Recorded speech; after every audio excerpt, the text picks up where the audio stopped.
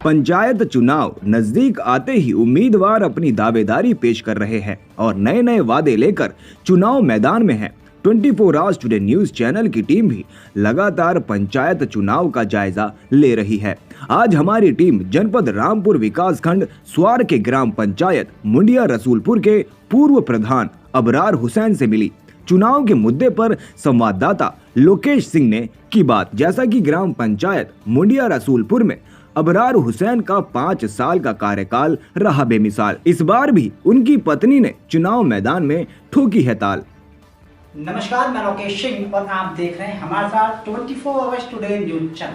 आज मैं मौजूद हूं ग्राम पंचायत मुंडिया रसूलपुर में, जहां मेरे साथ मौजूद हैं प्रधान जी अबरार हुसैन जी, जो पहले भी गांव की सेवा अच्छी तरह से कर चुके हैं और इस बार भी इनकी पत्नी ग्राम प्रधान के उम्मीदवार में हैं।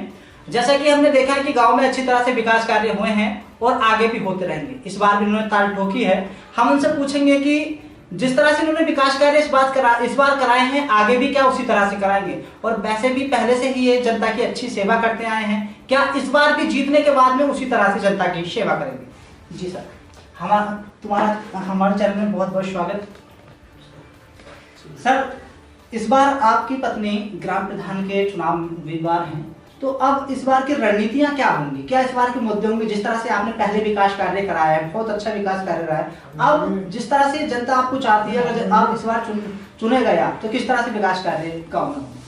देखिए लोकेश जी, सबसे पहले तो मैं पूरे उत्तर प्रदेश के जो प्रधान साथी चुनाव लड़ रहे हैं जी, उनसे मैं एक निवेदन करना चाहता हूं कि ये चुनाव प्रधानी का जब होता है तो एक गांव के गांव में ही उसका प्रतिनिधि होता है, और प्रतिद्वंदी से किसी भी पोजीशन में, किसी भी हालात में विवाद की स्थिति नहीं हो, चुनाव शांतिपूर्वक हो। वो खास करके मैं अपने रामपुर वासियों से, चूंकि मैं रामपुर से हूँ, इसलिए रामपुर वासियों से ज्यादा निवेदन जी।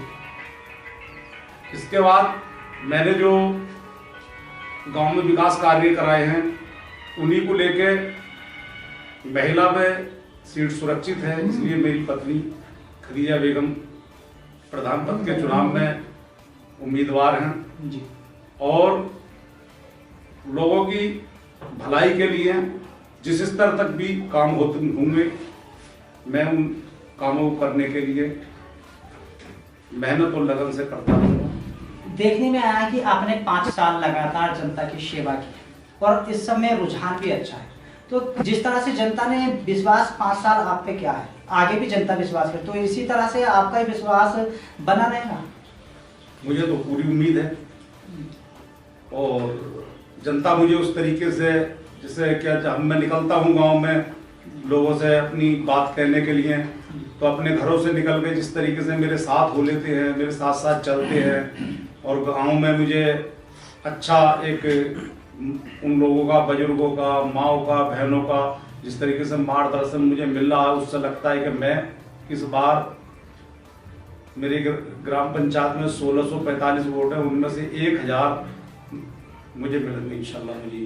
जी जी जी, वैसे भी क्योंकि आपकी जो छवि है छुपी नहीं है, अच्छी छवि है आपने बना कर, क्योंकि बुजुर्ग जो भी आशाएं लोग होते हैं उनकी हर समय आपने सहायता की है। और लॉकडाउन में भी मैंने देखा कि अधिकतर आपने जो घर से निचले तबके के लोग थे, जो आशाएं थे, जिनको बाहर से आना था, उनके लिए भी आपने बहुत सुविधाएं दी और उनके हर समय साथ रहे। देखिए लोकेश जी, सबसे पहले मैं आपको, जब लॉकडाउन की बात आई है, तो लॉकडाउन में मेरा गाँव एक ऐसे स्थान पे है जहां से तहसील और ब्लॉक काफी दूर हैं जी। उस स्तर से भी मेरे गांव में कोई राशन पानी की दिक्कत आई थी। मैंने एसडीएम साहब से वार्ता की टेलीफोन के माध्यम से, एसडीएम साहब ने उसमें मुझे पास बनवा के दिए, और फिर यहाँ से दुकानदारों को पास, जब मोबाइल के जरिए फोन पे ही बात हो गए, पास घर पे आ गए, फिर यहाँ राशन आया और सब लोगों ने, कोई दिक्कत नहीं आई किस तरीके जी जी जी। तो मुझे आगे भी उम्मीद है कि मेरी पत्नी भी उसी तरीके से काम करेगी। अच्छा सर, अब एक मुद्दा ये है कि जैसे कहते हैं ना कि सभी जब बन जाते हैं चुनाव जीतने के बाद में, वैसे धांधलेबाजी होती है और होती भी है, लेकिन आपके 5 साल के कार्यकाल में ऐसा कुछ नहीं रहा, तो क्या इस तरह से आपने छाप छोड़ दी? देखिए, तो लोगों का अपना एक सोच होती है कि धांधलेबाजी क्या होती है क्या नहीं होती है। और मेरे यहाँ 47 राशन कार्ड अंत्योदय BPL के थे, जो जब ये योजना आई, राष्ट्रीय खाद्य सुरक्षा योजना लागू हुई और उसके बाद BPL के राशन कार्डों को समाप्त कर दिया गया, अंत्योदय के राशन कार्ड रहे जी। तो मुझसे पहले अंत्योदय के काफी राशन कार्ड मालदार लोगों के थे, मैंने सारे राशन कार्ड कटवा के और उन लोगों के बना दिए जो बिल्कुल गरीब हैं और उनके राशन कार्ड होने चाहिए। जी हाँ, चाहे कोई भी उनकी जांच करा ले। हमने उस तरीके से काम किया है और उसी का नतीजा है जो आज मैं जब वोटों के लिए लोगों के दरवाजे में पहुंचता हूं तो मुझसे पहले खड़े हुए मिलते हैं। जी जी जी हाँ, ये देखा भी है हमने। अभी हमने जब संपर्क किए, गांव में घूमे, तो कुछ लोगों ने आपकी तारीफ भी कहा कि ऐसा 5 साल का विकास रहा है कि आज तक किसी ने विकास कार्य नहीं कराया है। जी। और ये सही भी है, क्योंकि स्कूल की व्यवस्था और गांव की जो सड़कें हैं वो अच्छी हैं और अच्छी तरह से गांव में जिस तरह से विकास होना चाहिए वो विकास है। अच्छा, अब एक दिक्कत और आती है गांव में, जिस तरह से अब देखा जाता है कि बीमारियों का कारण बनता चला जा रहा है, साफ सफाई पे इतना ध्यान नहीं रहता है। लेकिन आने वाले समय में क्या आप अपनी ग्राम पंचायत को एम्बुलेंस की सुविधा दे पाएंगे?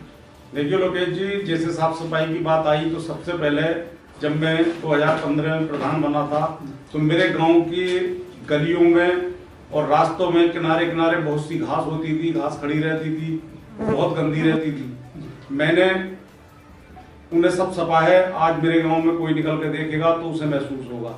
दूसरी चीज, जो मेरा लक्ष्य आने वाला पानी पे, मैंने पानी की टंकी का यहाँ पे प्रस्ताव माननीय मुख्तार अब्बास नकवी जी से लेटर करा के उसको पास हो गई है, वो उसका टेंडर होने वाला है। एम्बुलेंस के लिए मैं अपनी संस्था, जो मेरी स्कूल की संस्था है, मैं निजी एक कराना चाहता हूँ और वो अपने गांव वालों की सेवा के लिए ही उसको मैं कराना चाहता हूँ। देखिए, कमी ही ऐसे प्रधान मिलते हैं जो अपने गांव की सेवा के लिए इतनी अच्छी तरह सोच रखते हैं। क्योंकि आजकल देखा जाता है कि प्रधान एक बार जब बन जाते हैं तो सोचते हैं कि हमने जो कमाया था वो काफी था, लेकिन आगे भी अबरार जी ने सोचा कि मैं अपने गांव की सेवा करूं और हमेशा सेवा करता रहूं। इसी के लिए उन्होंने सोचा है कि एक एम्बुलेंस की व्यवस्था भी की जाए ताकि गांव में जो समस्याएं होती हैं, जो बीमार लोग हो जाते हैं, उनके लिए सुविधा मिल सके। इसी के साथ हम इनसे अपनी बात समाप्त करते हैं और एक बार कहना चाहेंगे कि होली के शुभ अवसर पर ये अपने गाँव वालों को, क्षेत्रवासियों को क्या संदेश दें? होली के होली के एक मिलन समारोह में मैं होली दहन के मौके पर पहुंचा था और उसी पे मैं सबको, अपने क्षेत्र को, अपने गांव को, अपने ब्लॉक को, अपने जिले को और पूरे प्रदेश, पूरे भारत को मैं होली की शुभकामनाएं देना। ठीक है, धन्यवाद।